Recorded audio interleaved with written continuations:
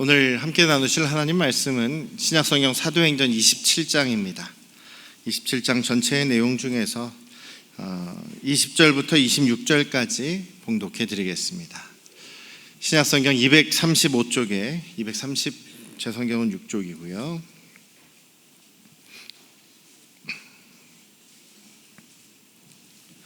사도행전 27장 20절부터 26절까지 봉독해 드리겠습니다. 여러 날 동안 해도 별도 보이지 아니하고 큰 풍랑이 그대로 있음에 구원의 여망마저 없어졌더라.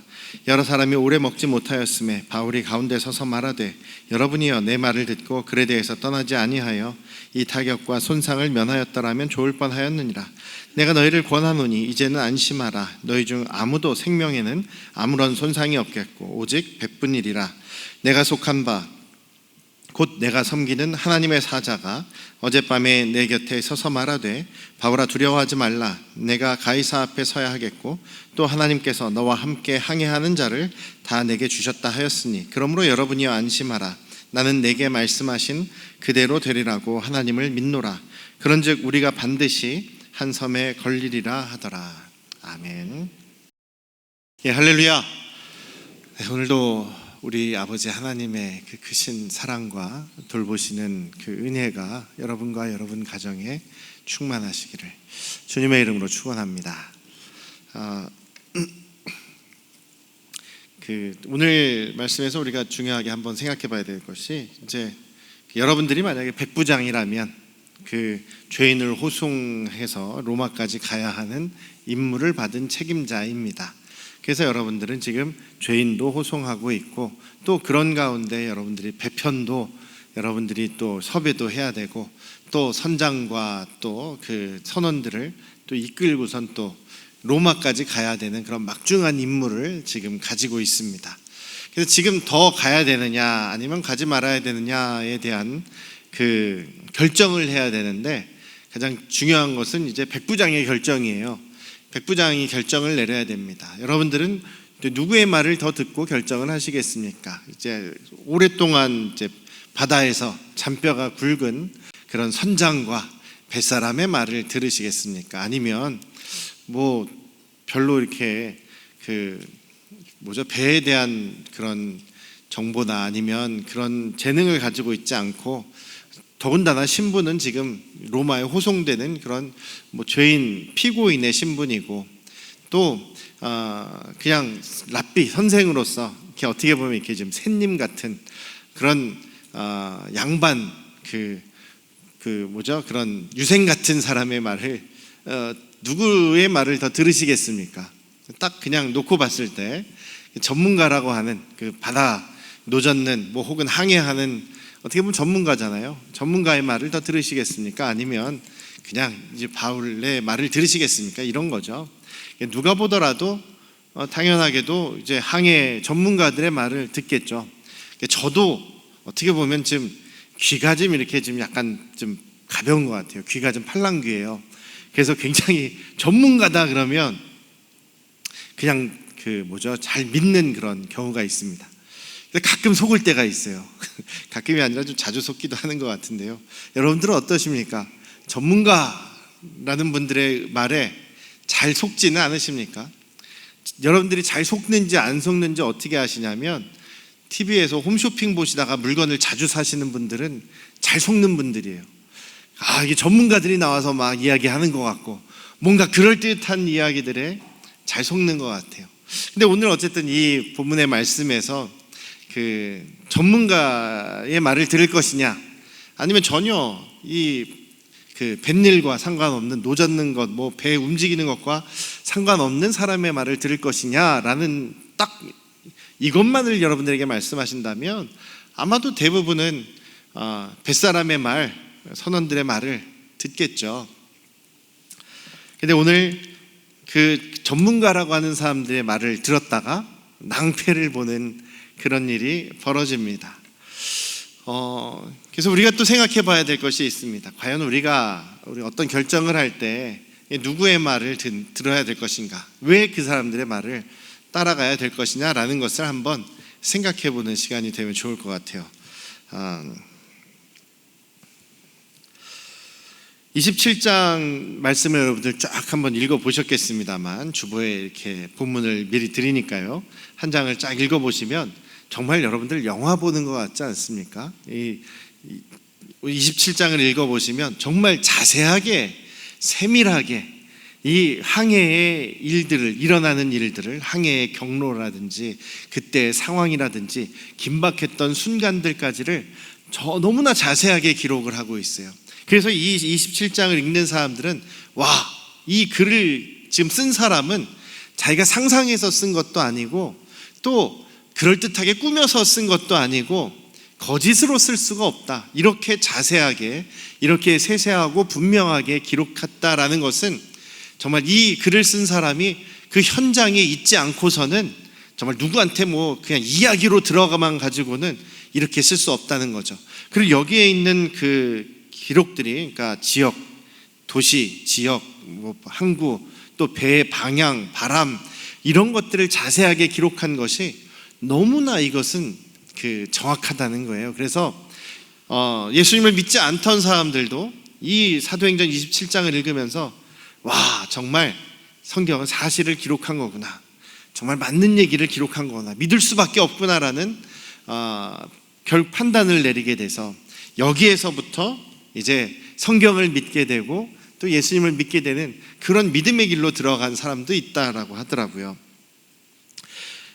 여기서 어쨌든 바울 사도가 지금 권면을 하죠. 2번 권면을 합니다. 두 번 다 분명히 뭔가 전문적인 지식이나 뭔가 이제 항해의 기술 같은 것을 이야기하면서 권면하는 것은 아니었습니다. 바울 사도가 지금 10절에서 얘기를 하죠. 10절에서 내가 보니까 이번 항해가 여러분들이 정말 지금 배를 띄운다면 화물과 여러분들이 지금 싣고 있는 짐이나 배뿐만 아니라 우리의 지금 생명에도 큰 타격과 손해를 볼 것입니다. 그러니 가지 맙시다 라고 얘기를 합니다. 두 번째 권면의 내용은 또 이제 중간에죠. 정말 여러 날 동안 이제 배가 이렇게 난파되는, 배가 계속 이렇게 파도에 휩쓸려서 이리저리 휩쓸리는 그런 상황에서 오랫동안 먹지도 못하고 배만 붙잡고 이렇게 있는 그런 사람들에게 바울 사도가 다시 한번 권면을 하죠.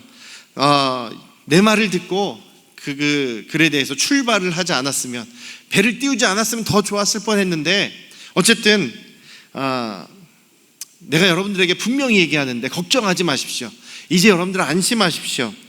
처음에 내가 이 항해 때에 분명히 우리의 생명이 위험할 거라고 했는데 우리의 생명에는 아무런 손상이 없고 다만 배만 부셔질 겁니다. 그러니 여러분들 안심하고 너무 걱정하지 마십시오라는 권면을 합니다. 근데 그런 이야기를 지금 바울 사도가 하는 그 근거가 무엇을 근거로 얘기를 하냐면, 이게 정말 아까도 말씀드렸듯이 무슨 항해에 대한 지식이나 배의 무슨 이런 구조라든지 이런 것에 대한 전문 지식이 있어서 이야기하는 것은 아니다라는 것이죠. 그런데 바울 사도도 그 지역, 지금 배를 타고 다니는 그 지역을 여러 번 왔다 갔다 했습니다. 그 선교 여행을 여러 번 했죠. 그러면서 배를 많이 타기도 했고 또 그런 가운데 여러 번 또 배가 부서지는 경험, 파선의 경험도 하고 하여간 별 경험을 많이 했어요. 그래서 바울 사도가 또 자기 나름대로의 경험이 있는 것이죠. 그래서 바울 사도가 지금 권면한 내용은 일단은 자신도 가지고 있는 경험을 얘기합니다. 여기 그 상황을 묘사한 것을 보면은요, 약간 부정적인 이야기들이 좀 많이 나오고 있어요. 27장 4절에 보시면은요, 지금 이 배를 타고 오시는 과정에서 맞바람을 피해서 지금 구부로 해안을 따라서 항해를 하고 있다. 또 7절에 보면 배가 빠르지 않게 더디 가고 있다.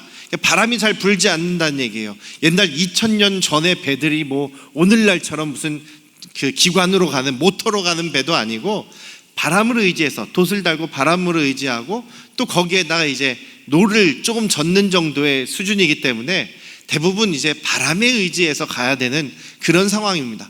바람이, 뒷바람이 잘 불어주면은 배가 잘 나가는 거고, 배가 바람이 안 불면 파도도 잔잔하고 그러면 어떻게 되겠습니까? 자기들이 노를 저어서 가는 건데 그렇게 노를 저어서 가는 게 또 그렇게 잘 쉽게 막 열심히 빠르게 가지는 않게 되겠죠. 7절에 보면 배가 더디 갔다. 또 그 다음에 그 뒤에 보면은 풍세가, 바람이 더 이상 허락하지 않는다. 자기들이 그 항구에다 갖다 댈 정도로 바람이 자기들을 도와주지 않는다. 그래서 할 수 없이 상륙을 못하는 거예요. 그 8절 말씀에도 뭐라고 나옵니까? 간신히 도착했다. 미항에 도착했는데 여기에 도착할 때까지도 간신히 도착하는 거다. 그리고 9절에 보면 이 시기가 금식하는, 올해 금식하는 시기가 이미 지났다. 그 유대인의 절기로 그 대속죄일, 1년에 한 번 있는 대속죄일 절기가 있습니다. 그때가 이제 올해 금식하는 그런 기간이에요. 그래서 그 금식하는 기간이 지나면 이제 벌써 여기서는 한 우리나라 달력으로 한 11월 가까이 되는 거예요. 이제 겨울에 들어서는데 이 지역은 겨울이 이제 비가 많이 오는 장마철인 거예요. 비가 많이 오는 장마철이 이제 이 겨울 시기입니다. 우기죠. 근데 이 우기에는 비가 많이 오면, 여러분들 비가 많이 올 때 그냥 잔잔하고 또 그 구름만 살짝 있고 그냥 비만 주룩주룩 내립니까? 아니죠. 비가 오면 바람도 불고 파도도 높게 치지 않습니까? 그래서 이 겨울철에 비가 오고, 또 비가 오니까 앞이 안 보이고, 또 그 다음에 비만 오는 게 아니라 바람도 불고 파도도 높기 때문에 가능하면 이제 겨울철에는 배를 안 띄우는 것이, 항해를 안 하는 것이 또 일반적인 상식이라는 것이죠. 그래서 지금 바울 사도가 이야기하는 것은 일단 자신의 경험, 지금까지의 그 선교여행을 여러 번 다닌 그 경험도 있고, 또 그 당시에 그 지역의 기후와 날씨, 시기적으로 봤을 때 상식적으로 겨울에는 좀 위험하다라는 것이 있습니다.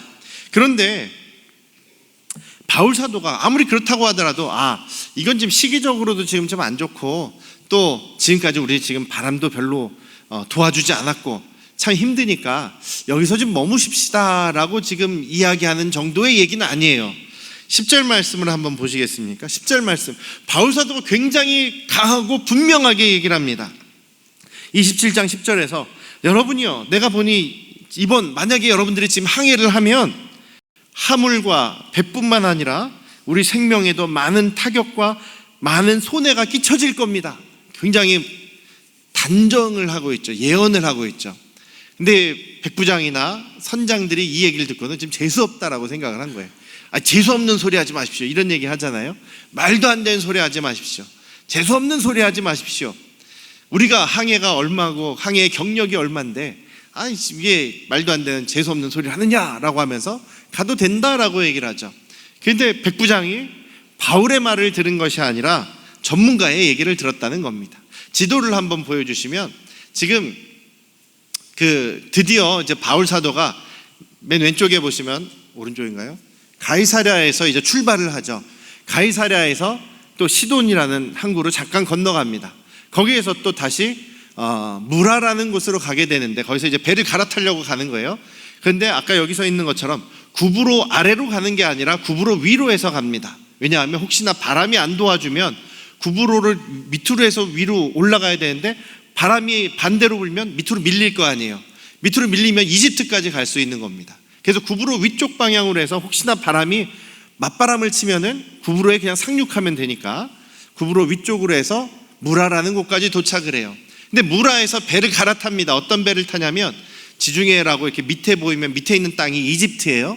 거기서 이제 제일 튀어나온 곳에 알렉산드리아라고 하는 큰 항구 도시가 있습니다.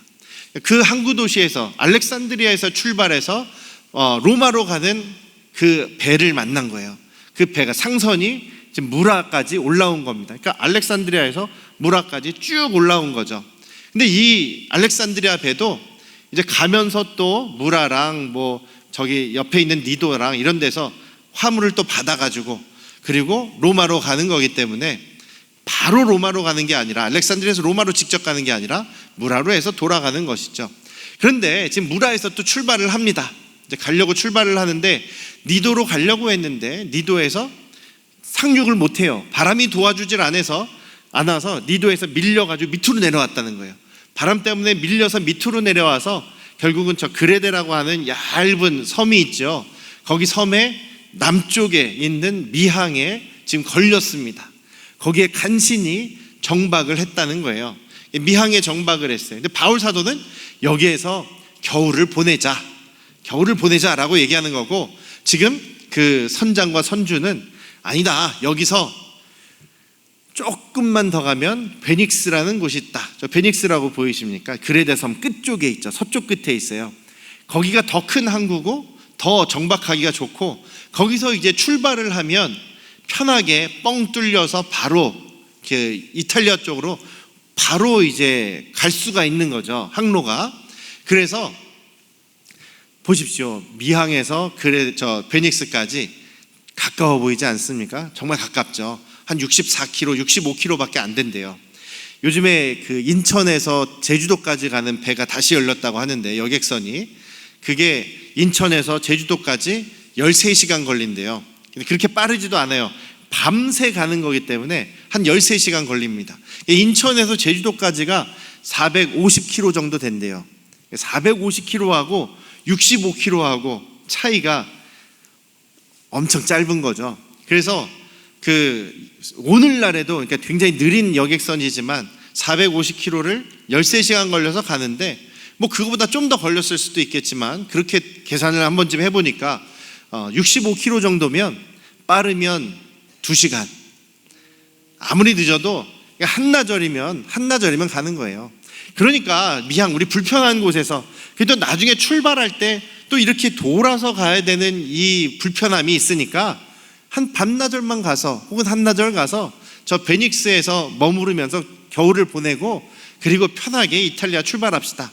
여러분들이라도 아마 그렇게 생각하지 않겠습니까? 그게 더 좋겠다, 그게 더 좋겠다 생각할 수가 있겠죠. 그래서 백부장은 선장의 이야기, 자기들의 오랜 경험, 자기들의 오랜 기술에서 그것을 의지하는, 그것을 좀 맹신하는 거죠. 굉장히 어떻게 보면 좀 안일한, 설마 이 한나절 가는데, 아침에 딱 날씨 보고 가는데 무슨 문제가 있겠느냐라고 생각을 하고 출발을 한 거예요. 그게 바울 사도의 말을 안 듣고 출발을 하게 된 것이죠.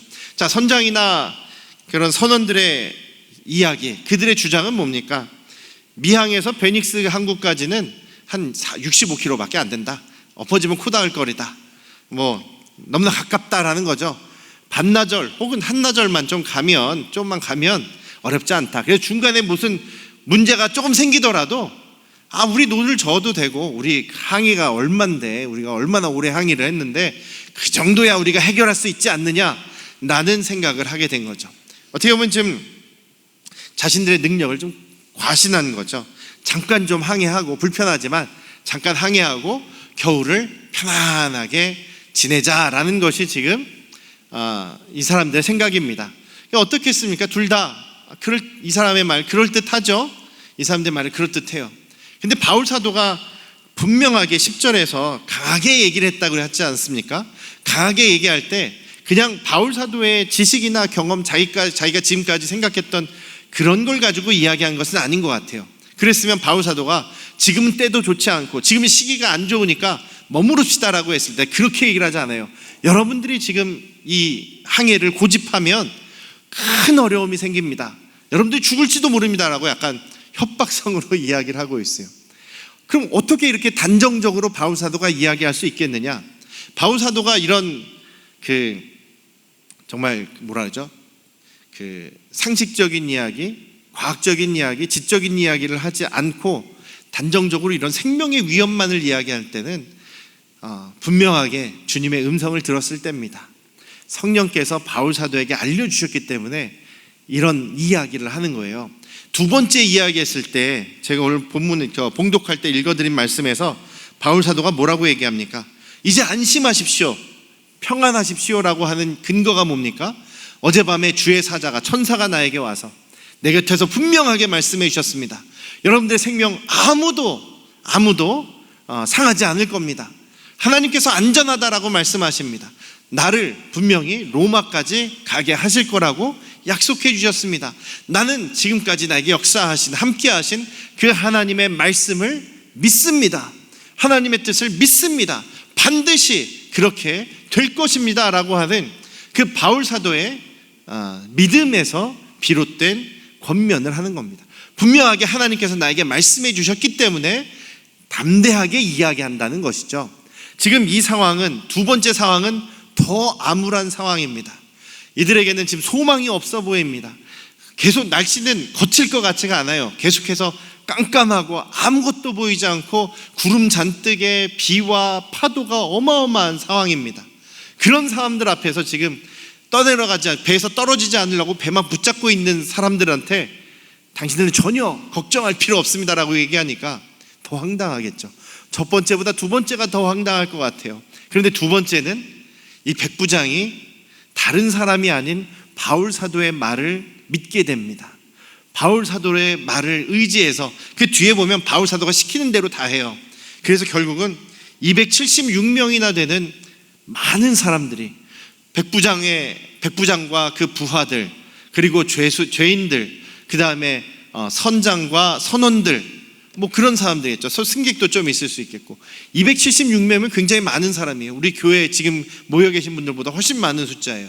그 숫자가 한 명도 죽지 않고 살아날 수 있게 되었던 것은 하나님께서 바울 사도를 통해서 이들을 살리셨기 때문입니다. 바울 사도가 여기 없었으면요, 이들은 다 죽었을지도 몰라요. 왜냐하면 원래 하나님의 계획은 이때 만약에 바울 사도의 말을 듣지 않고 출항을 하면 원래 다 죽는 게 원래 계획이에요. 원래 다 죽을 수밖에 없는 상황이에요. 굉장히 황당한 상황이죠. 아주 순탄한 그 항해를 시작을 합니다. 얼마 동안은 순탄했는데 그 65km 정도니까 가까운 시간이잖아요. 금방만 더 가면 이제 베닉스에 도착을 하는 건데, 갑자기 섬 안에서부터, 섬 중앙에서부터 큰 광풍이 불었다는 거예요. 어느 쪽으로 부느냐? 바로 섬 아래쪽으로 부는 거예요. 그래서 지금 이 처음에는 남쪽에서 바람이 불어서 배를 정말 위로 올려서, 아까 지도를 다시 보여주시면 미항이 이제 남쪽에 있었잖아요.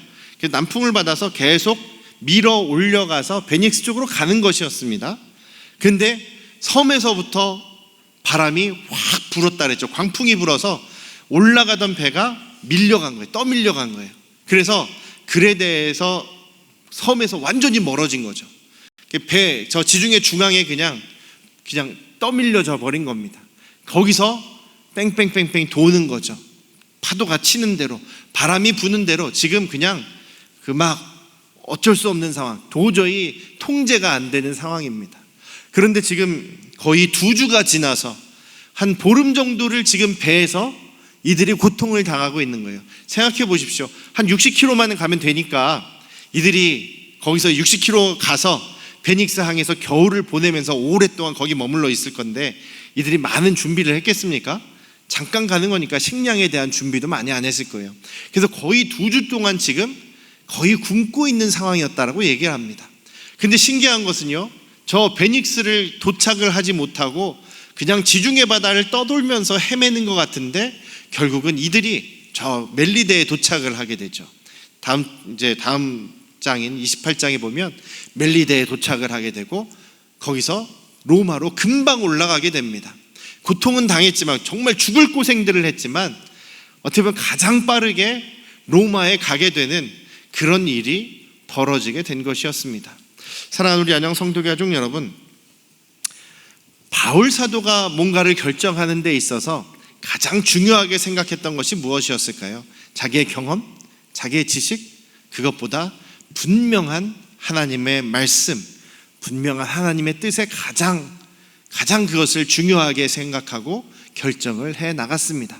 그 하나님의 말씀을 기초로 이 백부장과 이 항해 전문가들에게 분명하게 권면하고 조언할 수 있었던 것이죠.